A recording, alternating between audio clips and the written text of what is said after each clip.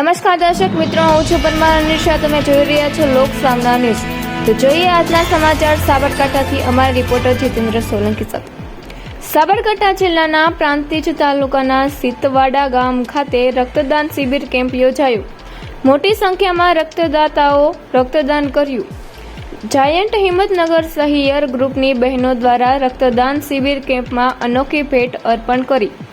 જિલ્લા આરોગ્ય અધિકારી રાજ સુતરિયાના માર્ગદર્શન હેઠળ તેમજ તાલુકા હેઠળ અધિકારી પંકજ કટારા, મજરા પ્રાથમિક આરોગ્ય કેન્દ્ર doctor Kripali, Ayush medical officer Prakashchandra Patel, CHO Anjanaben Solanki, MPHW Ramsinh Chauhan, FSW Sandhyaben Bhagora તથા આશાબેનનો સાથ સહકારથી રક્તદાન કેમ્પ યોજવામાં આવ્યો હતો, જેમાં સીતવાડા આયુષ્યમાન કેન્દ્રના CSO અંજનાબેન M Solanki, FSW Sandhyaben Bhagora, MPSW Hiralbhai રક્તદાન કરીને આરોગ્ય કર્મચારીઓમાં પ્રેરણા આપી હતી.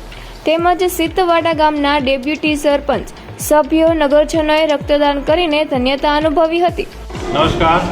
આજરોજ જિલ્લા પંચાયત સાબરકાંઠા હસ્તક પ્રાથમિક આરોગ્ય કેન્દ્ર મજરાના આયુષ્યમાન કેન્દ્ર સીતવાડા ખાતે રક્તદાન શિબિરનું આયોજન કરવામાં આવ્યું, જેમાં આરોગ્ય સ્ટાફના CHO અંજુબેન, FSW અને MPHW દ્વારા પણ રક્તદાન મોટકાબેર કરી અને રક્તદાન એ જ મહાદાન એ ખરા અર્થમાં સાર્થક કર્યું છે.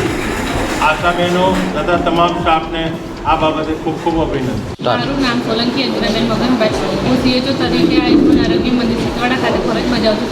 આજ રોજ 9/4/2026ના રોજ GME અને સિવિલ હિંમતનગર હોસ્પિટલ અને જાયન્ટ્સ સહિયર ગ્રુપ દ્વારા બ્લડ ડોનેશનનો કેમ્પ રાખવામાં આવ્યો હતો. ઘણા બધા લોકોએ અહીંયા રક્તદાન કર્યું અને જેમાં હું CHO તરીકે ફરજ બજાવું, મેં પણ રક્તદાન કર્યું અને અમારા FSW બેન સંધ્યાબેને પણ રક્તદાન કર્યું. રક્તદાન કરવું જોઈએ. રક્તદાન એક મહાદાન છે, જે ઘણા બધા ફાયદા પણ થાય છે રક્તદાન કરવાથી, એટલે રક્તદાન કરવું જોઈએ. તો ફરી મળીશું એક નવા સમાચાર સાથે. ત્યાં સુધી જોતા રહો લોક સામના ન્યૂઝ.